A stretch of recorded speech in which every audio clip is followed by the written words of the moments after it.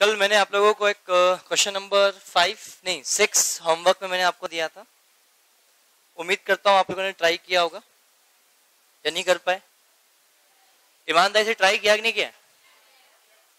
हाँ किया है। ठीक, इधर बेटा सिर दुख रहा है? ठीक है।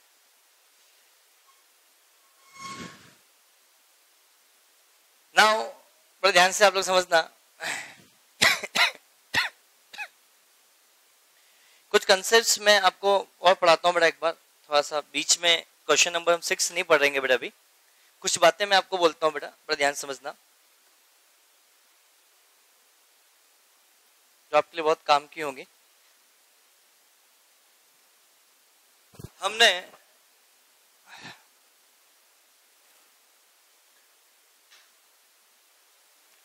फाइनल अकाउंट के बारे में बात कर रहे थे और मैंने बोला था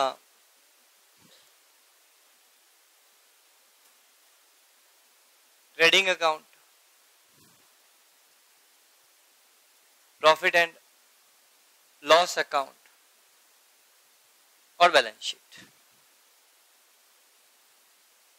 हम इनके बारे में चर्चा हम आपके साथ कर रहे थे। ध्यान समझना बेटा। जैसा कि ट्रेडिंग अकाउंट हमने बनाया, ट्रेडिंग अकाउंट जस्ट लाइक कौन सा अकाउंट है आपका बेटा? गुड्स का अकाउंट है। किसका अकाउंट है बेटा? गुड्स का अकाउंट है। तो गुड्स से रिलेटेड जितने भी ट्रांजैक्शन होंगे उनको लिखेंगे। जैसे हमने कल एग्जांपल लिया, हमने लिखा था ओपनिंग स्टॉक। अगर हमने कुछ परचेज किया तो उसे यहां लिखा जाएगा। टू डायरेक्ट एक्सपेंसेस तो उसे यहां लिखा जाएगा। मतलब डायरेक्ट एक्सपेंसेस से एग्जांपल मतलब एक वर्ड लिखा डायरेक्ट एक्सपेंसेस। तो डायरेक्ट एक्सपेंसेस का मतलब क्या होता है समझना बेटा। मैं एक बात बोलता हूं, जब मैं एक्सपेंसेस के बारे में आप लोगों से बात करता हूं, मतलब गुड्स को परचेज करने से रिलेटेड जितने भी आपके एक्सपेंसेस होते हैं उन्हीं एक्सपेंसेस को हम क्या बोलते हैं बेटा? डायरेक्ट एक्सपेंसेस कहते हैं। तो मैंने बोला से एग्जांपल गुड्स को परचेज करने के लिए मैंने फ्रैट इनवर्ड का पेमेंट किया, तो कौन सा एक्सपेंसेस है ये? Direct expenses. या मैं फ्रैट इनवर्ड को बेटा कैरीज इनवर्ड भी कहा जाता है। ये एक्चुअली एक्सपेंसेस, इसको भी हम क्या बोलेंगे बेटा? Direct expenses.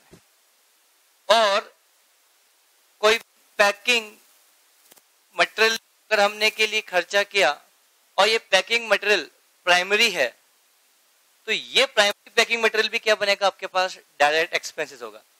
बट अगर कोई पैकिंग मटेरियल के लिए आपने खर्चा किया और वो सेकेंडरी पैकिंग का खर्चा है, तो वो खर्चा यहां ना आते हुए उस खर्च, मतलब समझना, यहां जितने भी एक्सपेंसेस आएंगे ये सारे एक्सपेंसेस क्या बनेंगे बेटा? इनडायरेक्ट एक्सपेंसेस बोलते हैं। क्या बोलते हैं उनको बेटा? इनडायरेक्ट एक्सपेंसेस बोलते हैं। Are you getting my points? अरे प्लीज। अब इनडायरेक्ट एक्सपेंस मतलब जो गुड्स से रिलेटेड खर्चा नहीं किया, किसी और से रिगार्डिंग खर्चा किया, इससे क्या बनेगा आपके पास? Indirect expenses. बोलो हाँ है ना? तो इसको मैं बोल देता हूं, इसको सीधी सी बात, other than direct expenses. Other than direct expenses के बारे में जब मैं आप लोगों से बात करूंगा तो वो चीज यहाँ पे आपके लिए कवर होगी। Are you getting my points? मैं थोड़ी सी बात को और धीरे खींचूंगा। अगर मन में कोई डाउट्स है तो उसको प्लीज दबा के रखना। कुछ देर के बाद जब मैं पूरी बात बोल दूंगा फिर बोलूंगा आपके जो भी डाउट पूछना है मुझसे पूछ सकते हो, उसके बाद आप डाउट पूछना। अब इसी के साथ साथ जब मैं अगले पॉइंट के बारे में आप लोगों से बात करूं, डायरेक्ट एक्सपेंसेस किया, पैकिंग मटेरियल किया, तो आपके दिमाग में डाउट आया पैकिंग मटेरियल तो इनडायरेक्ट एक्सपेंस है, तो पैकिंग मटेरियल पी&एल में आना चाहिए। समझना, अगर पैकिंग मटेरियल जिसके लिए आप पे कर रहे हो वो इनिशियल पैकिंग मटेरियल है, मतलब गुड्स को बेचने के लिए बहुत ज्यादा प्राइमरी पैकिंग है, उसके बिना गुड्स बिक ही नहीं सकता, तो पैकिंग मटेरियल कहां जाएगा? आपके पास डायरेक्ट एक्सपेंसेस का पार्ट बनेगा। बट सेलिंग करने के लिए सेकेंडरी पैकिंग के झाके मंडप के लिए क्या, उस पैकिंग के बिना भी आप क्या कर सकते हो? माल बेच सकते हो, उसको क्या बोलेंगे? Secondary packing. तो सेकेंडरी पैकिंग है तो वो खर्चा कहां पे जाएगा बेटा? आपके लिए पी&एल में जाएगा। क्या पॉइंट सभी को अच्छे से क्लियर है? क्या मैं आगे बढ़ सकता हूं बेटा? क्लियर। अगले पॉइंट के बारे में जब मैं चर्चा आपके साथ करूंगा तो अगला पॉइंट क्या होगा? बड़े ध्यान से आप लोग समझना। अगला पॉइंट बड़े ध्यान से आप लोग समझना। ये सब पॉइंट होने के बाद जब मैं अगले पॉइंट के बारे में जब आप लोगों से यहाँ बात करूंगा, ध्यान समझना, वेजेस, वेजेस की बात कर रहा हूं बेटा। वेजेस भी अगेन एग्जांपल ऑफ क्या बेटा? आपके लिए बेटा डायरेक्ट एक्सपेंसेस है। सर क्यों? कल किसी ने डाउट पूछा था, कहाँ गौरव कहाँ? सर एग्जांपल, जब मैं वेजेस की बात करता हूं, एक बात करता हूं बेटा मैं सैलरी, ध्यान समझना, वेजेस एंड सैलरी की बात कर रहा हूं। और कभी कभी लिखा होता है बेटा सैलरी एंड वेजेस, और कभी कभी लिखा होता है बेटा वेजेस एंड सैलरी। ये बचपन से रटा हुआ है। सैलरी वेजेस होगा तो कहां जाएगा बेटा? P&L में जाएगा। ये होगा तो कहां जाएगा? ट्रेडिंग में जाएगा। कि वेजेस का नाम पहले आता है इसलिए भैया वो कहां जाएगा? क्योंकि सिर्फ वेजेस होता तो कहां जाता है बेटा? ट्रेडिंग में जाएगा। और सिर्फ सैलरी होता है तो P&L में जाएगा। तो आगे वेजेस लिखा हुआ है ना, इसलिए हम कहां ट्रांसफर करेंगे उसको? P&L में। और अगर सैलरी लिखा हुआ है ट्रांसफर कहां करेंगे? आगे वेजेस लिखा हुआ है तो कहां जाएगा? ट्रेडिंग के अंदर। और आगे सैलरी लिखा है इसलिए। पर क्यों? सुनना है इसके पीछे लॉजिक। सबसे पहले हम ये समझते हैं वेजेस P&L में क्यों जाता है। वेजेस भी एक प्रकार से क्या बेटा? एक्सपेंडिचर है, लेबर के लिए पेमेंट होता है बेटा। और सैलरी भी लेबर के लिए ही क्या होता है बेटा? पेमेंट होता है। Yes please. ना ये कोई डेफिनेशन नहीं होती, आंसर में कैश में पेमेंट करते हैं इसलिए आता है, नॉन चेक में करते हैं इसलिए आता है, ऐसा कुछ भी नहीं होता है बेटा। जैसे एग्जांपल, मेरे यहाँ पे बंदा जॉब करता है, सैलरी पे करता हूँ, 15,000 रुपए की सैलरी देता हूँ उसको, मान लो, तो भैया वो तो पेमेंट कैश में दे रहा हूँ, तो क्या P&L में जाएगा? ऐसा नहीं। समझ रहे हैं बेटा एक बात। और एक डिफरेंस ये बताऊंगा, वेजेस किसको बोलते हैं और सैलरी किसको बोलते हैं? कोई बताएगा आप में से? हाँ भाग्यश्री बेटा, सो ये जानना था, आपने खुद ने मुझसे पूछ लिया। समझना? हाँ प्लीज बोलो।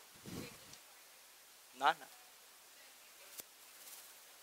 मैं बोलता हूँ 1,000 रुपये पर डे मेरे यहाँ पे काम करने आना सैलरी है, वेजेस थोड़ी है। अगर मैं आप मेरे यहाँ पे काम करने आता हूँ, मेरे को 100 रुपये पर मंथ पे सैलरी होती है, वेजेस भी पर मंथ हो सकता है।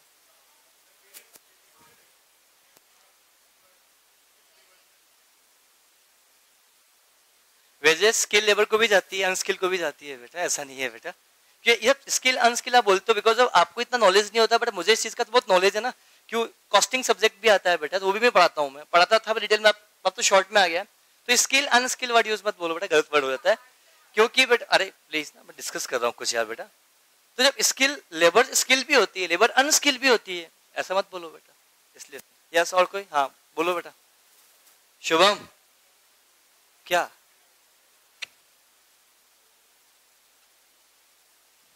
मैंने यहाँ पे ऐसे एग्जांपल में, जैसे अपने अकेडमी की बात करते हैं, यहाँ पे दद्दू भी काम करता है, तो उनको वेजेस पे करते हैं, सैलरी पे करते हैं? पूछना हो सैलरी बोलेंगे, वेजेस नहीं बोलेंगे, सब बोलते हैं, ऐसा नहीं।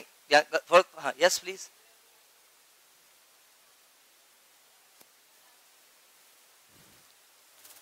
प्रोडक्शन और हाँ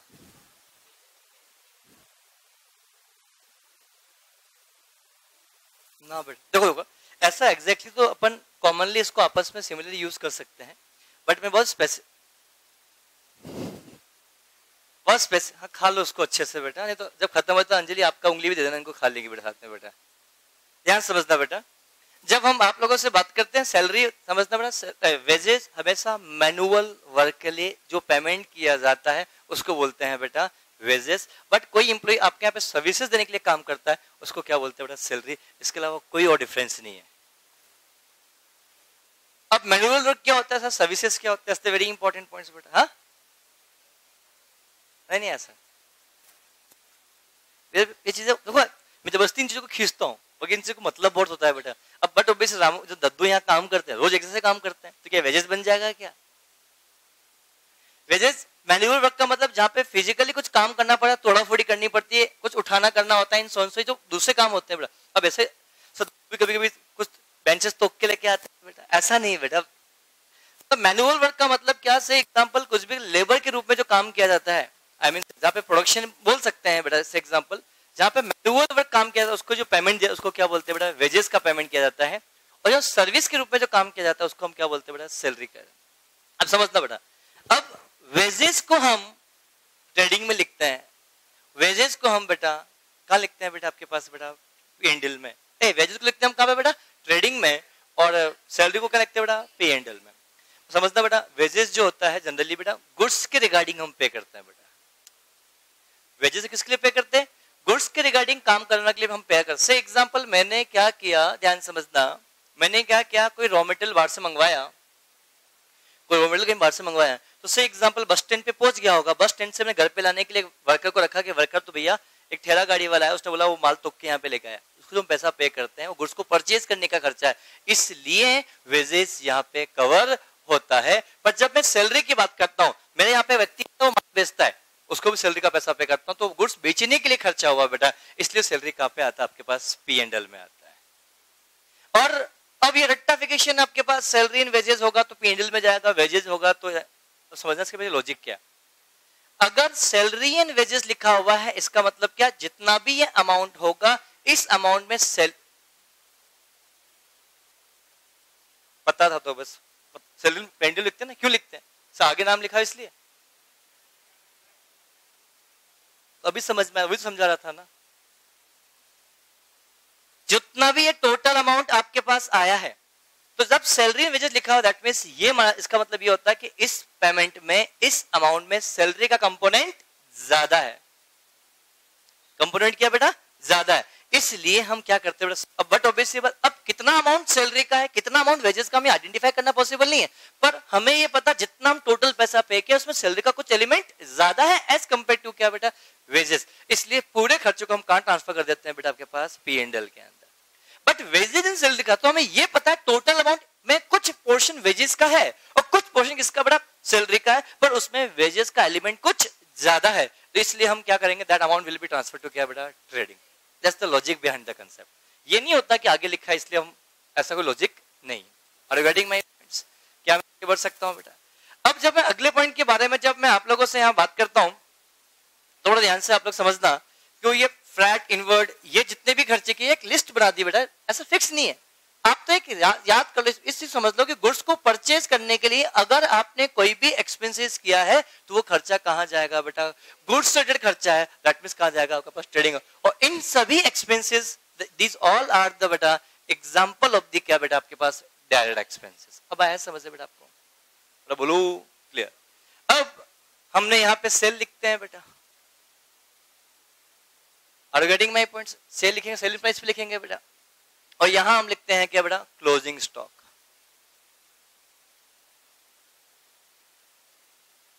ये जो अमाउंट आता है, तो ये जो अमाउंट आपके पास आएगा तो balancing figure will be your क्या बेटा आपके पास, ग्रॉस प्रॉफिट। आया ना क्लियर। अब मेरी बात समझना इस बात को, अगली बात,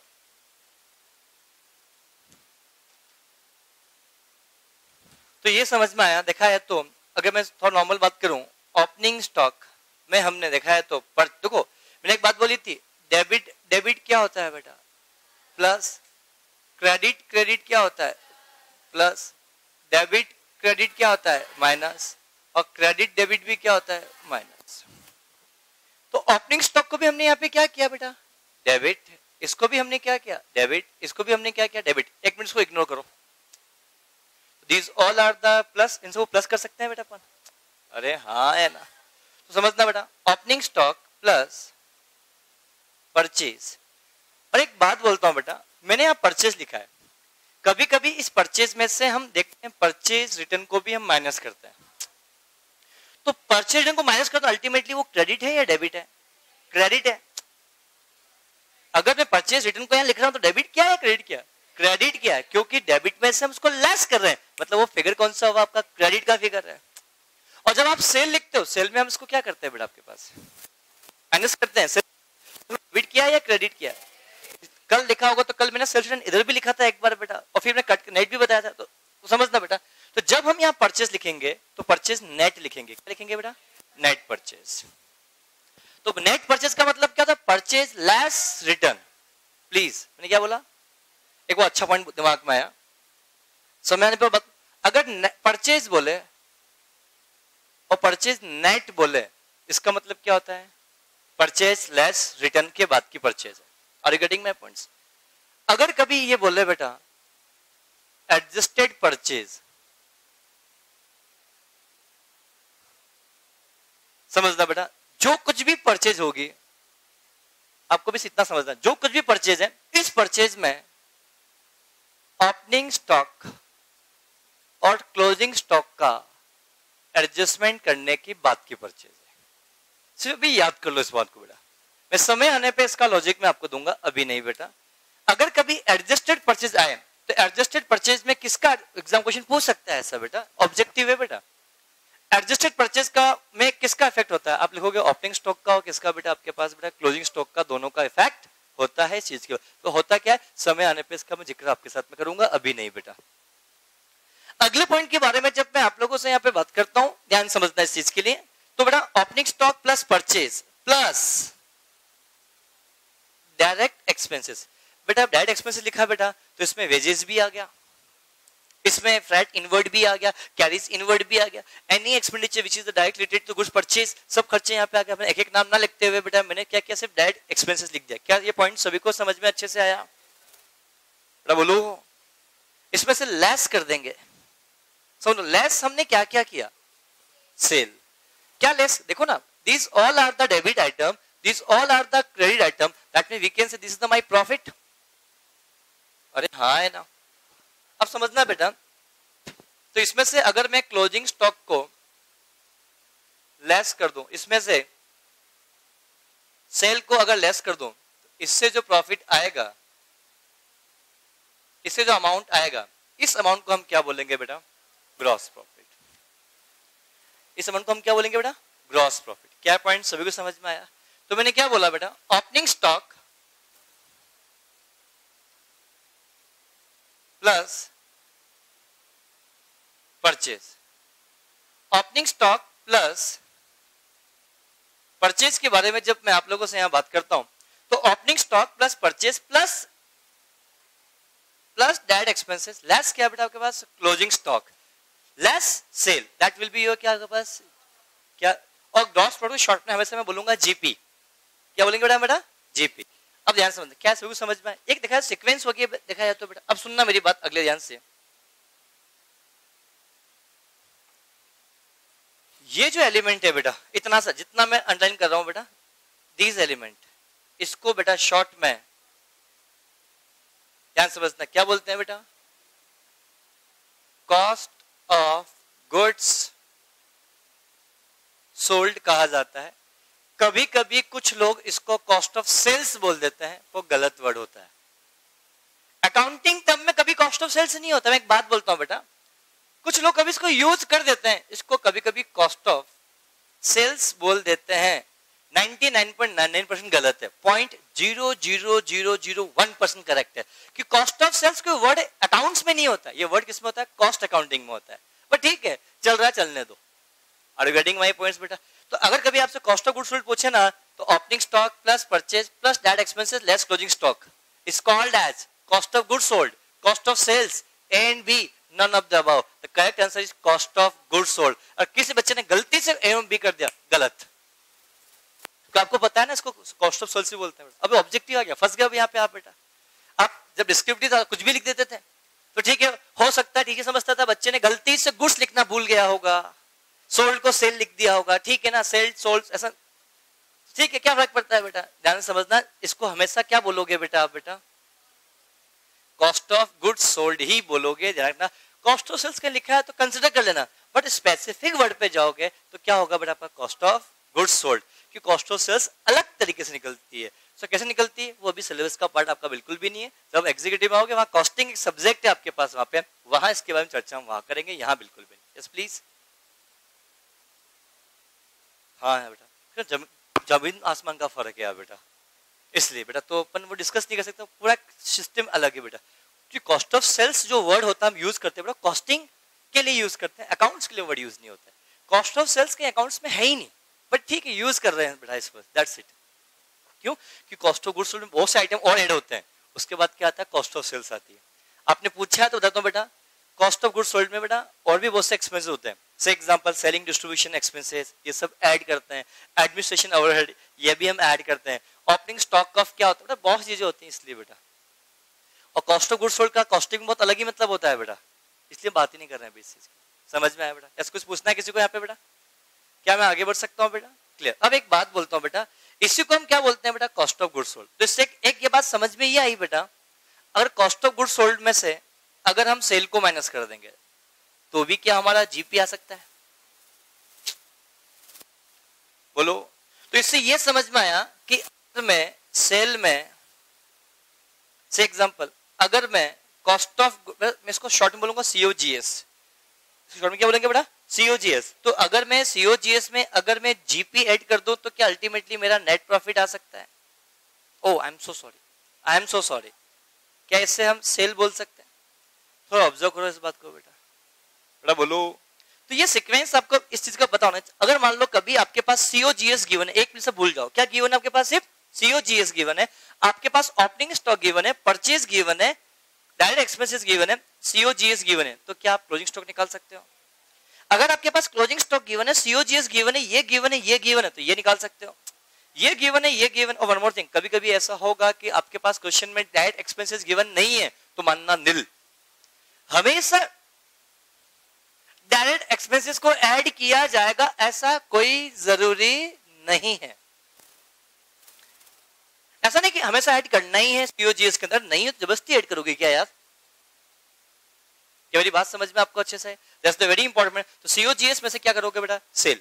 सर हमने तो सेल मैंने COGS पढ़ा, अरे बात वही है बेटा, अरे सेल प्राइस ज्यादा है, कॉस्ट प्राइस कम है, तो भैया सही मैंने तो लिखते क्या है सही तरीके से? Sales minus COGS is equal to क्या बेटा आपके पास? प्रॉफिट। तो मैंने COGS माइनस सेल लिखा है। तो ये मत समझो तो गलत हो गया, अरे मैं मैथमेटिक्स थोड़ी पढ़ा रहा हूँ, मैं अकाउंट्स पढ़ा रहा हूँ ना। अगर मैं बोलता कि 70,000 रुपए का आइटम था, मैंने 90,000 में बेचा, तो 20,000 तो अल्टीमेट प्रॉफिट ही है ना। तो 20,000 नेगेटिव आ रहा तो क्या फर्क पड़ता है बेटा? सो नेगेटिव लॉस होता है। नेगेटिव ये मत समझो बेटा, ये सोचो ना बेटा, ये सेल है, ये एक्सपेंसेस है, पहले लिख दिया इसलिए नेगेटिव आ रहा है, अल्टीमेटली है तो प्रॉफिट ही है। हम मैथमेटिक्स थोड़ी पढ़ रहे हैं, हम तो अकाउंट्स पढ़ रहे हैं। Are you getting my points? अगला पॉइंट, तो सबसे पहले एक बात बताऊं, क्या आपको ये समझ में आया आपके पास बेटा? इस कुछ टर्मिनोलॉजी के बारे में बात किया, कुछ डाउट पूछना है इसमें किसी को क्या बेटा? बोलो क्लियर। तो एक बात बोलता हूं इसी के साथ साथ बेटा, क्या ये जो जीपी है ये तभी निकलेगा अल्टीमेटली, क्या इस सेल्स के ऊपर जीपी किस पे बेस्ड होता है बेटा आपके पास? बेटा जीपी किस पे बेस्ड होता है बेटा आपके पास? सेल्स के ऊपर बेस्ड होता है। तो अगर से एग्जांपल एक बात बोलता हूं, तो ग्रॉस प्रॉफिट का एक फॉर्मूला भी होता है बेटा, ग्रॉस प्रॉफिट रेशियो। क्या होता है बेटा? ग्रॉस प्रॉफिट डिवाइड बाय क्या बेटा आपके पास? सेल, मल्टीप्लाई बाय क्या करोगे? 100। इससे जो निकल के आएगा अल्टीमेटली क्या आपके पास बेटा? आपके पास जीपी रेशियो। इसका मतलब ये होता है, लेट एग्जांपल, मान लो जीपी आपका 40,000 रुपए है और ये आपका 20 लाख रुपए है, और मान सर फिगर हाइपोथेटिकल फिगर मान ले बेटा, तो ये अमाउंट कितना है बेटा आपके पास? 20%। तो इसका मतलब ये होता है, अगर आप 100 रुपए की सेल होती है तो 20 रुपए आपका क्या होता है? जीपी होता है। आप निकाल लेते हो सर, सेल मल्टीप्लाई जीपी करे, जीपी अमाउंट आ गया, दैट्स इट। बट इसका इंटरप्रिटेशन क्या है? अगर 100 रुपए का माल बेचोगे तो 100 रुपए का माल बेचने से गुड्स से होने वाला प्रॉफिट कितने रुपए बेटा आपके पास? 20 रुपए। GP is what? GP is the goods का प्रॉफिट। अरे और एनपी इज व्हाट? गुड्स का प्रॉफिट नहीं, बिजनेस एंटिटी का प्रॉफिट। एग्जाम में क्वेश्चन पूछ सकता है, फॉलोइंग में से कौन सा बिजनेस एंटिटी का प्रॉफिट है? पहला ग्रॉस प्रॉफिट, दूसरा नेट प्रॉफिट, तीसरा कुछ और भी दे देगा आपको मान लो से एग्जांपल। तो आपको एग्जाम में पता होना चाहिए बिजनेस एंटिटी प्रॉफिट जो होता है उस प्रॉफिट को क्या बोलते हैं बेटा? नेट प्रॉफिट बोलते हैं। Are you getting my points? Clear?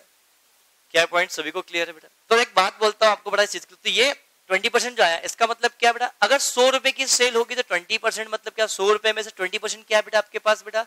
Profit. अरे और प्रॉफिट नेट प्रॉफिट या ग्रॉस प्रॉफिट? Gross profit.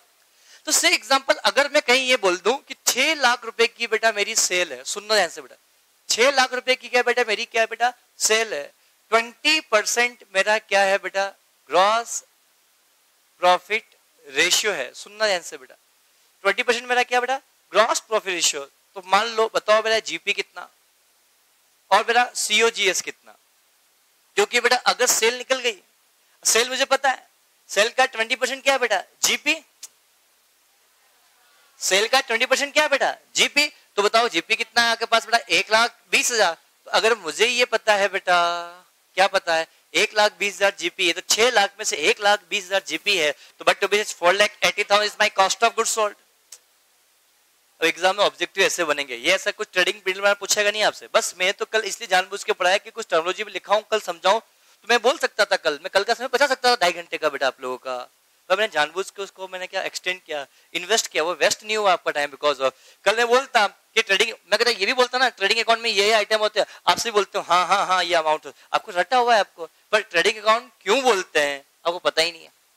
और सबसे पहले एक बात बोलता हूँ बेटा, ट्रेडिंग अकाउंट हर बिजनेस में नहीं बनता है, ट्रेडिंग अकाउंट उस बिजनेस में बनता है जहां पे ट्रेडिंग होती है गुड्स की, ये ध्यान रखना बेटा। हर बिजनेस में ट्रेडिंग अकाउंट नहीं बनता। से एग्जांपल मैं अपनी बात करता हूं, आज मेरी कोचिंग क्लास है तो क्या मैं ट्रेडिंग अकाउंट बनाऊंगा क्या? Answer is no.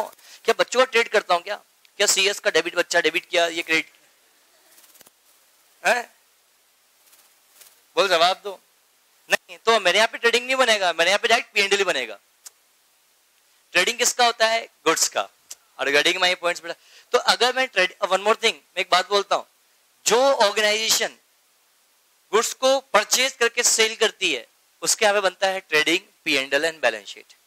पर जो ऑर्गेनाइजेशन गुड्स मैन्युफैक्चर करके बेचती है उसके यहाँ बनता है manufacturing account, trading account, पीएनडल and balance sheet.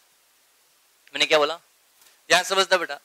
अगर कोई ऑर्गेनाइजेशन ऐसी है जो क्या करती है बेटा, गुड्स खुद मैन्युफैक्चर करती है, तो वो अपने यहाँ पे ट्रेडिंग अकाउंट नहीं बनाती है, वो बनाती है अपने यहाँ पे सबसे पहले मैन्युफैक्चरिंग अकाउंट, फिर बनाती है बेटा आपके पास क्या? ट्रेडिंग अकाउंट, फिर बनाता है आपके पास वो पीएनडल, फिर बनता है वहां पे क्या बेटा? Balance sheet. सर पीएनडल एप्रोप्रिएशन तो भूल ही गए बेटा। पीएनडल एप्रोप्रिएशन तब बनता है जब प्रॉफिट में से कुछ डिस्ट्रीब्यूट किया जा रहा है, किसको बेटा? तो बनेगा, बाकी बनने की जरूरत आपके पास नहीं। सर पीएनडल एडजस्टमेंट कब बनता है? पीएनडल एडजस्टमेंट तब बनता है जब क्या होगा बेटा, कुछ हमसे पास्ट ईयर में या पास्ट में कुछ हमसे क्या होगी बेटा, कुछ रेक्टिफिकेशन एरर हो गई होगी, तो इसके लिए हम क्या बनते हैं? पीएनडल adjustment. Generally trading पीएनडल balance sheet plus manufacturing बन सकता है। अब एक पॉइंट और बोलता हूं आप लोगों को, ध्यान से समझना, ध्यान समझना बेटा। जब हम अकाउंट्स बनाते हैं सबसे पहले हम क्या करते हैं?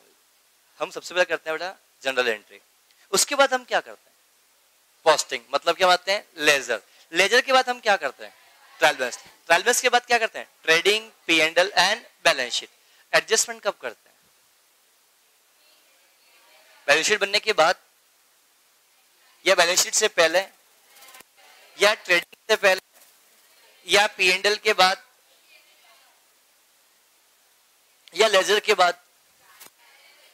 ट्रायल बैलेंस बनने के बाद क्या किया जाता है बेटा? एडजस्टमेंट करते हैं। क्या ऐसा है? गलत है।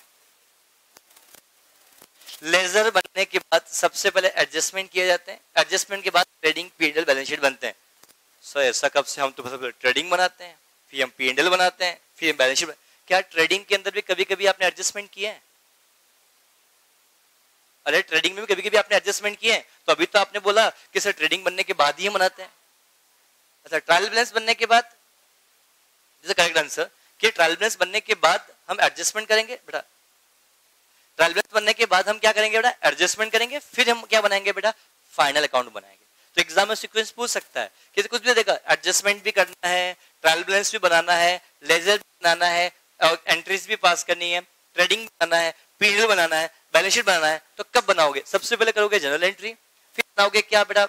लेजर, फिर बनाओगे आप ट्रायल बैलेंस, फिर करोगे एडजस्टमेंट्स, फिर बनाओगे ट्रेडिंग पीएनडल एंड बैलेंस शीट। क्योंकि जब तक सभी एडजस्टमेंट का इफेक्ट ट्रेडिंग पीएनडल में नहीं जाएगा तब तक ट्रेडिंग पीएनडल बन ही नहीं सकता। अरे हाँ है ना। तो मतलब ये इस एग्जाम में क्वेश्चन पूछ सकता है ऐसा, क्योंकि अगर क्वेश्चन ये क्वेश्चन बातें डिस्कस में भी ना करूं, कभी एग्जाम हॉल में अचानक आ जाए, तो आपके हिसाब से तो ट्रेडिंग बनने के बाद क्या बनेगा? एडजस्टमेंट, या पीएनडल बनने के बाद क्या बनेगा? एडजस्टमेंट, उसके बाद बनेगी बैलेंस शीट। या कुछ में आप में से कुछ महानुभाव ऐसे भी हो सकते हैं सर ट्रेडिंग पीएनडल बैलेंस शीट बन जाएगी, उसके बाद हम क्या करेंगे? एडजस्टमेंट। ऐसा ना हो, इस चीज का आप लोग ध्यान रखें। रिगार्डिंग माय पॉइंट्स, अरे हाँ है ना, क्लियर बेटा। ये लाइट बंद क्यों कर, अंधेरे में क्यों बैठते हो आप लोग यार? कुछ फर्क ही नहीं पड़ा इससे। चलो ठीक है, क्या मैं आगे बढ़ सकता हूँ बेटा? क्लियर। अब मैं नेक्स्ट पॉइंट के बारे में आप लोगों से बात करता हूँ, क्या सभी को समझ में अच्छे से आया? तो opening stock plus purchase plus direct expenses less क्या बना? Closing stock, is called as क्या बनेगा? कॉस्ट ऑफ गुड्स सोल्ड के बारे में हम आप लोगों से बात करेंगे। रिगार्डिंग माय पॉइंट्स बेटा, तो अब इस कुछ भी चीज आपस में ऐसे ये चीज आपको पता होनी चाहिए, कैसे भी करके कुछ भी निकाला जा सकता है, इस चीज का आप लोग ध्यान रखें। अब मैं अगले पॉइंट की बात करूंगा। ये जो कुछ भी आपके पास जीपी आएगा, इस जीपी को हम कहां ट्रांसफर करते हैं बेटा? आपके पास पीएनडल। और इस जीपी के बाद हम यहाँ पे एक्सपेंसेस लिखते हैं। और यहाँ पे कुछ अलग हम और भी इनकम लिखते हैं, देखते हो ना, कुछ और भी इनकम लिखते हैं, और भी इनकम आती है। यहाँ जो इनकम आती है इस इनकम को हम नॉन ऑपरेटिव या नॉन ऑपरेटिंग इनकम बोल देंगे, नॉन ऑपरेटिंग इनकम कहते हैं। से एग्जांपल आपके बिजनेस की जो operating income that will be transfer to P&L trading ना। अरे जनरली अब से एग्जांपल, अब मैं आपसे एक बात करता हूँ बेटा, मान लो मैं आप कोचिंग क्लास में बेटा, अब एक कोचिंग क्लास मुझे फीस मिली, वो फीस कहाँ जाएगी? P&L में जाएगी बेटा, this is my operating income, depend on nature of business. अब से एग्जांपल मैं तो गुड्स बनाकर बेचता हूँ, मेरे फोटोकॉपी का बिजनेस मान लो, सेट एग्जांपल मेरे फोटोकॉपी का बिजनेस है, मैं किताबें बेचता हूँ, तो बेचने से पैसा मिला, वो कहाँ जाएगा आपके पास? ट्रेडिंग में। बट मेरे को मेरी शॉप के बाहर मैं किसी पानी पूरी वाले को भी अपनी जगह किराए पे देता हूँ, क्या ऐसा पॉसिबल है? आपने कई बार किसी शॉप के पास पानी पूरी का ठेला छोटा लग जाता है, क्या ऐसा होता है? या कोई बेल वाला खड़ा हो जाता है तो उसके बाद वो फ्री में खड़ा नहीं होता है, वो दुकान का मालिक उससे किराया चार्ज करता है, दुकान का मालिक क्या करता है? किराया चार्ज करता है। तो मुझे बताओ उस फोटोकॉपी की शॉप वाले का काम किराए पे देने की इनकम है या बिजनेस की इनकम है? तो उसको रेंट की इनकम मिलेगी, वो रेंट की इनकम कहाँ जाएगी बेटा? आपका P&L में, और इस इनकम को बोलेंगे नॉन ऑपरेटिंग इनकम। क्या बोलेंगे बेटा? नॉन ऑपरेटिव इनकम बोलो बेटा, नॉन ऑपरेटिंग मत बोलो उसको, नॉन ऑपरेटिव वर्ड ज्यादा अच्छा होता है इसके लिए बेटा, क्योंकि अगर आप पढ़ोगे तो, क्योंकि जब कैश फ्लो स्टेटमेंट पढ़ा होगा आपने बेटा 11th-12th के अंदर, कैश फ्लो स्टेटमेंट पढ़ा होगा, तो भाई वहां पे कमीशन भी तो आता है बेटा आपके पास, उनको आप ऑपरेटिंग एक्टिविटीज लिखते हो बेटा, तो उसको अच्छा वर्ड क्या होगा? Non operative income. Operative, operating नहीं, नॉन ऑपरेटिव। अगर नॉन ऑपरेटिंग वर्ड लिखेगा तो नॉन ऑपरेटिंग यूज करना, अगर नॉन ऑपरेटिव लिखा हुआ तो एप्रोप्रिएट वर्ड क्या होगा? Non operative income. तब बेटा यहां एक्सपेंसेस किए होंगे, कुछ एक्सपेंसेस ऐसे हैं और कुछ एक्सपेंसेस यहाँ पे आएंगे आपके पास। Are you getting my point? जैसे यहाँ पे सैलरी का आपने पेमेंट किया तो ठीक है, जरूरी है, हर व्यक्ति जो बिजनेस चला रहा है अपने आप पे एम्प्लॉय रखने के लिए सैलरी का पेमेंट करेगा ही करेगा। Are you getting my points? ये खर्चा भी कहाँ जाएगा? आपके ये अकाउंट। डेप्रिसिएशन जरूरी, हर व्यक्ति बिजनेस यूज कर रहा है, रेंट पे कर रहा है, डेप्रिसिएशन चार्ज कर रहा है, बट यहीं पे ये इंटरेस्ट दिख रहा होगा, ये भी आपका एक्सपेंसेस है, this is the operative expenses. मैंने ये नहीं डायरेक्ट वर्ड यूज नहीं किया मैंने अभी यहाँ पे बैठा, मैंने क्या बोला? This is the operative, business को रन करने के लिए बहुत जरूरी है expenses, but interest operative expenses नहीं, जरूरी नहीं हर व्यक्ति इस बिजनेस को चलाने के लिए ब्याज ले, ब्याज पे पैसा ले, या आपकी पर्सनल प्रॉब्लम है कि आपके पास फंड अवेलेबल नहीं इसलिए आपने क्या किया? लोन लिया। प्लीज समझना मेरी बात इस पर को, ये बातें बहुत इंपॉर्टेंट बात है। सर इंटरेस्ट भी तो लेना ही पड़ेगा, लोन बिना लोन के बिजनेस नहीं कर सकते हैं कि हर व्यक्ति क्या बिना लोन से बिजनेस कर रहा है क्या? ये आपकी पर्सनल प्रॉब्लम है कि आपके पास पैसा अवेलेबल नहीं इसलिए आपने लोन लेके बिजनेस स्टार्ट किया। तो ये ध्यान रखना बेटा, अगर लोन इंटरेस्ट की बात करें, interest is the non operative expenses. Are you getting my points? ये बहुत छोटी छोटी बातें। Loss on sale of fix assets आपने देखा होगा यहाँ पे बेटा, आपने यहाँ पे तो loss on sale of fix assets आप P&L में डेबिट करते हो, ये कौन सा आइटम है? Operative, non operative, direct, indirect? नहीं, इनडायरेक्ट तो है ही नहीं ये आइटम। एग्जाम में क्वेश्चन पूछेगा, ये बताओ लॉस फ्रॉम, समझना हवा लगेगी नहीं, एग्जाम क्वेश्चन आएगा, ध्यान समझना इस बात को, एग्जाम में आएगा। अब क्योंकि ऑब्जेक्टिव आपसे ये नहीं पूछेगा कैसे बनता है ट्रेडिंग, कैसे बनता है P&L, कैसे बनता है बैलेंस शीट, वो आपसे पूछेगा ये P&L में आने वाला आइटम कौन से नेचर का है। आपको तो ये पता है कि भैया इनके अलावा जितने भी खर्च डालो P&L में, बात खत्म। खर्चा देखा डालो P&L में, सेल का जितने भी इनकम दिखे यहाँ डालो, बात खत्म। बट इससे काम तो ही चलता है, यहाँ फंडामेंटल पता होना चाहिए कोई एक्सपेंसेस कौन से नेचर का है। तो मैं एक बात बोलना चाहता हूं कि अगर आपने कोई खर्चा किया, से example loss on sale of fix assets, कौन से कैटेगरी का expense? Direct expenses, indirect expenses, non operative expenses. Non operative यार बेटा, यहां से आपसे इन्वेस्टिंग ऑपरेटिंग फाइनेंसिंग नहीं पूछ रहा है, ये इन्वेस्टिंग ऑपरेटिंग फाइनेंसिंग बेटा तो कैश फ्लो में होता है, हम तो फाइनल अकाउंट पढ़ रहे हैं। Are you getting my points? तो कोई भी टर्मिनोलॉजी को कहां पर भी इस्तेमाल करना है, ये बहुत सोच समझ के आपको करना होगा। Are you getting my points? तो ऐसे खर्चे, ऐसे आइटम जो बिजनेस के ऑर्डिनरी कोर्स में नहीं होते, उनको हम क्या बोलेंगे? Non operative item. Are you getting बस? इनकम है नॉन ऑपरेटिव इनकम, एक्सपेंसेस है नॉन ऑपरेटिव एक्सपेंसेस। और बिजनेस को रन करने के लिए खर्चा बहुत जरूरी है। द बेस्ट एग्जांपल, प्रीमाइसेस चलाने के लिए रेंट का पेमेंट करना है। अब आप बोलोगे सर, अब देखना आपका डाउट आएगा, सर जरूरी क्या जो व्यक्ति दुकान चला रहा है वो किराए की हो, तो खुद की होगी, खुद क्यों डेप्रिसिएशन चार्ज कर रहा होगा? अरे यार, खुद की होगी तो क्या कर रहा होगा? डेप्रिसिएशन चार्ज कर रहा होगा। अरे हाँ या ना? तो सर ऐसा तो कैपिटल में भी तो होता है, बेटा कैपिटल पे इंटरेस्ट ऑन कैपिटल होता है, और इंटरेस्ट ऑन कैपिटल कभी P&L में नहीं आता है। मुझे कल डाउट पूछा था यार, मुझे याद नहीं आ रहा है सर, इंटरेस्ट कैपिटल किसने हाथ खड़ा डाउट करो, किसने डाउट पूछा था इंटरेस्ट कैपिटल हम P&L में लिखते हैं, किसने पूछा था बैच एंड में बेटा, आपने पूछा था। 100% गलत आइटम है बेटा, इंटरेस्ट ऑन कैपिटल कभी P&L में नहीं आता है, हम लिख देते हैं ये तो ओके है। इंटरेस्ट कैपिटल P&L कभी आ ही नहीं सकता, क्योंकि वो आइटम किसका है, बिजनेस के मालिक का है। This appropriation of profit, not the expenditure. But खुद की बिजनेस में, आप खुद की बिजनेस में बिल्डिंग खर्चा कर रहे हो तो उस पर डेप्रिसिएशन चार्ज करो, डेप्रिसिएशन इज एक्सपेंडिचर।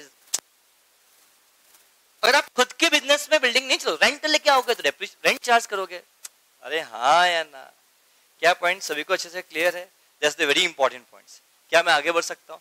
तो चीजों को बहुत ध्यान समझना, कौन सा आइटम यहाँ पे ऑपरेटिव है, कौन सा आइटम नॉन ऑपरेटिव है, इन चीजों के बारे में ध्यान से आपको समझना। सैलरी, बट ऑब्वियस सी बात, बिजनेस चलाने के लिए सैलरी चाहिए बेटा, सैलरी पे करनी पड़ेगी, ये भी खर्चा है। Are you getting my points clear? That's the very important points. और बड़ा ये पॉइंट डिबेटेबल भी है। अब बोलो सर एक बिजनेस है, वहां पे हम अकेले व्यक्ति से काम कर रहे, छोटा बिजनेस है, अब बड़ा बिजनेस करना है तो उसमें एम्प्लॉय आवश्यकता लगेगी बेटा। तो ये ऐसे चीजों बहस हम नहीं कर पाएंगे सर, जरूरी थोड़ी हर व्यक्ति अपने बिजनेस में एम्प्लॉय रखता हो। आप ऐसा बात बोल सकते हो, पर एक ऑर्डिनरी कोर्स में हम बात करें बेटा इस चीज के लिए, तो इस चीज का आप लोग ध्यान रखें। क्या पॉइंट सभी को समझ में अच्छे से आया बेटा? बोलो क्लियर? यस प्लीज बेटा। यस, अब आपने पूछा octroi, octroi is the direct expenses. बेटा टैक्स हो या कुछ टैक्स भी खर्चा तो है। ऑक्ट्राई एक प्रकार से खर्चा है। सबसे पहले बात सुनो ध्यान से बेटा, ऑक्ट्राई क्या होता है मैं एक बात बताता हूँ बेटा। किसी भी सिटी में गुड्स एंट्री करने के लिए टैक्स दिया जाता है, उसको क्या बोलते हैं बेटा? ऑक्ट्राई। अब सुना किसी भी जिस शहर में चुंगी नाका, मैंने एग्जांपल पहले भी लिया था शायद बैच के अंदर बेटा, जैसे हमारे इंदौर में देवास नाका है, उसको चुंगी नाका है, सही माने में दिखाया था। मतलब पहले क्या होता है, पहले के जमाने में जब भी कोई माल इंदौर में घुस रहा है तो भैया वहां टैक्स पे करके अंदर घुसो। सिटी का टैक्स लगता था, उसको एंटी टैक्स भी बोलते कुछ लोग बेटा इसको। तो वो टैक्स है, तो गुड्स को परचेज करने के लिए टैक्स पे किया ना, खर्चा तो है। अब ऐसे एग्जांपल बहुत सिंपल सी बात करो, आपने फीस पे की होगी यहाँ पे रिसेप्शन पे बेटा, तो व्हाट एवर द फीस, मुझे भी नहीं पता कितनी फीस है, लेकिन व्हाट एवर द फीस, क्या उस फीस के साथ आपने जीएसटी का पैसा पे किया तो आपने टैक्स पे किया, आप खर्चा है ना। ये मत समझना टैक्स खर्चा नहीं होता, टैक्स एक्सपेंडिचर होता है, वो ट्रेडिंग में जाएगा। नहीं आना चाहिए, आप लॉजिक देता हूं, इसका लॉजिक मिलेगा, सुनो ध्यान से। अब आप बोलोगे सर इनकम टैक्स तो हम लेस करते ही नहीं, P&L वो भी तो टैक्स है। अब ध्यान समझना बेटा, टैक्स वो भी टैक्स है, इनकम टैक्स भी टैक्स है, पर वो टैक्स हम नहीं लिखते हैं क्योंकि इनकम टैक्स पे करना बिजनेस की लायबिलिटी है और बिजनेस के मालिक की पर्सनल पेमेंट का खर्चा है बेटा आपके पास, तो वो पर्सनल एक्सपेंडिचर है, तो वो यहाँ पे कवर नहीं होगा। पहला। दूसरी बात, तो टैक्स तो आपका P&L में आना चाहिए, यहाँ क्यों आ रहा है? ये टैक्स को गुड्स को परचेज करने के लिए, गुड्स को बेचने के लिए बेटा, तो आने के लिए टैक्स है ना बेटा, खर्चा है ना आपके लिए। इसलिए गुड्स, मैंने क्या बोला, गुड्स को परचेज करने से रिलेटेड किसी भी नाम से कोई भी खर्चा होता है, वो खर्चा डायरेक्ट एक्सपेंसेस का पार्ट बनेगा। रिगार्डिंग माय पॉइंट्स, इस चीज का आप लोग ध्यान रखें। जीएसटी हम पे करते हैं बेटा, गुड्स को परचेज जीएसटी पे किया, जीएसटी हम जो पे करते हैं और टैक्स से छूट मुझे नहीं मिलेगी तो टैक्स गुड्स की कॉस्ट का पार्ट बनेगा। याद करो ना यार बेटा, मैंने एक डेप्रिसिएशन चैप्टर पढ़ाया था, तो मशीन की कॉस्ट के अंदर मैंने एक वर्ड यूज किया था, कोई भी मशीन को परचेज करने के लिए कोई टैक्सेस का पेमेंट करते हो और टैक्स का क्रेडिट अगर नहीं मिलेगा तो टैक्स उस मशीन की असेस की कॉस्ट का पार्ट बनेगा। क्रेडिट वर्ड का मतलब समझते हो आपने? मतलब टैक्स में छूट, ऐसे कुछ वर्ड्स मैं समझाया था, इस चीज का आप लोग ध्यान रखें। क्या मैं आगे बढ़ सकता हूँ बेटा? तो ये समझाया ट्रेडिंग, ये समझाया क्या यहाँ पे बेटा? P&L। Are you getting my points clear? अब एक बात बोलता हूँ, ये बैलेंस शीट का आइटम है, बैलेंस शीट आइटम के बारे में आप लोगों से बात करूँ। बैलेंस शीट में कौन कौन सा आइटम आते हैं? बैलेंस शीट में आइटम आएंगे या तो असेट्स या क्या आएंगे आपके पास? लायबिलिटी। अब प्लीज समझना बेटा, कुछ वर्ड्स बोलूंगा, ध्यान समझना। असेट्स के जाने से असेट्स कम होती है तो कुछ आया भी तो होगा आपके पास, कैश। अब समझना कुछ, अगर मेरे पास इस बिजनेस में समझना 5 लाख रुपए की असेट्स रखी हुई थी, इस 5 लाख की असेट्स को मैंने 5 लाख में बेचा। प्लीज समझना इस बात को बेटा, 5 लाख की असेट्स को 5 लाख में मैंने बेचा और पैसा मुझे मिल भी गया। बताओ बैलेंस शीट में इसका क्या इंपैक्ट पड़ेगा? No impact. प्लीज समझना, क्वेश्चन पूछते हैं ऐसे ही भैया। 5 लाख की एसेट्स को मैंने 5 लाख में बेचा, बैलेंस शीट में क्या इंपैक्ट पड़ेगा? नो इंपैक्ट, क्योंकि 5 लाख की एसेट्स गई तो 5 लाख का आपके पास आया होगा, तो 5 लाख से एसेट्स कम भी हुई, 5 लाख से एसेट्स आपके पास बढ़ी भी, तो बैलेंस शीट पे क्या इंपैक्ट पड़ा? No impact. क्या समझ में आया बेटा? 5 लाख की एसेट्स को मैंने क्रेडिट में मैंने बेची, प्लीज समझना, पिछले क्वेश्चन में बोला था मैंने कुछ बेची, मतलब हम मान लिया कैश। 5 लाख की एसेट्स को मैंने 5 लाख में उधार में क्रेडिट में बेची, बैलेंस शीट में क्या इंपैक्ट पड़ेगा? नो इंपैक्ट, कुछ भी इंपैक्ट नहीं पड़ेगा, क्यों? 5 लाख की एसेट्स गई तो मेरे पास डेटर्स बढ़ गए, तो अल्टीमेटली अभी क्वेश्चंस पूछेंगे एग्जाम के अंदर, पता होना चाहिए आपको बेटा। Are you getting my points? अगला पॉइंट, 5 लाख की एसेट्स को 6 लाख में मैंने बेचा, 5 लाख की एसेट्स को मैंने 6 लाख में बेचा, 5 लाख की एसेट्स को कितने बेचा? समझ, 6 लाख में बेचा, जिससे बैलेंस शीट की टोटल कितने से बढ़ेगी, कितने से कम होगी? कम तो नहीं होगी, बढ़ेगी। बढ़ेगी असेट साइड या लायबिलिटी साइड? दोनों साइड। अब ध्यान समझना, क्योंकि 5 लाख की असेट्स आपने 6 लाख में बेची, तो बट ऑब्वियस सी बात, ये 5 लाख गया यहां से तो 6 लाख कैश में आ गया। अब क्या ये 1 लाख का प्रॉफिट हुआ? अब 1 लाख का प्रॉफिट हो तो प्रॉफिट क्या P&L में भी आएगा, तो बेटा वो यहाँ पे भी, बैलेंस शीट की टोटल में कुछ फर्क नहीं पड़ा। टोटल में फर्क पड़ा, असेट्स बढ़ी या लायबिलिटी? रिगार्डिंग माय पॉइंट्स, क्या पॉइंट्स? अब ऐसा क्वेश्चन एग्जाम में पूछेगा तो आपको आना चाहिए। वेलकम बेटा। क्या मैं आगे बढ़ सकता हूँ बेटा इस चीज के लिए? Yes please. यस बेटा, 5 लाख के एसेट्स को बेटा हमने 6 लाख में बेचा, क्या ऐसा हो सकता है? तो बताओ, इसके 5 लाख के एसेट्स 6 लाख में बेची, तो 5 लाख एसेट्स तो गई, और 6 लाख कैश आया, तो 6 लाख से मेरा कैश बढ़ गया, तो नेट कितने से बढ़ा एसेट्स बेटा? 1 लाख। तो सिर्फ क्वेश्चन पूछेगा बैलेंस शीट के एसेट साइड में क्या इंपैक्ट पड़ेगा? पहला answer, increase by 1 lakh, decrease by 1 lakh, increase by 6 lakh, या इंक्रीज बाय, या नो इफेक्ट। तो आंसर क्या होगा? Increase by 1 lakh. क्यों? कि एसेट्स बेची तो 5 लाख एसेट्स गई, वैसे मेरे पास कैश आया, कितने का आया? 6 लाख का, तो 6 लाख का कैश बढ़ेगा, तो अल्टीमेटली 5 गया, 6 से बढ़ाया, तो बढ़ा नेट कितने से बढ़ा? 1 से, तो एसेट्स की बढ़ गई। अब बताओ 5 लाख के एसेट 6 लाख में बेचूंगा तो प्रॉफिट है या लॉस? कितने का प्रॉफिट बढ़ा? 1 लाख का प्रॉफिट। उस प्रॉफिट को P&L में आपने ट्रांसफर किया होगा, तो P&L में कहां पे आएगा? तो एसेट्स भी बढ़ेगी और लायबिलिटी भी बढ़ेगी। रिगार्डिंग माय पॉइंट्स, बाकी चर्चा हम और कल करेंगे। आज के लिए इतना ही। Thank you, have a good day.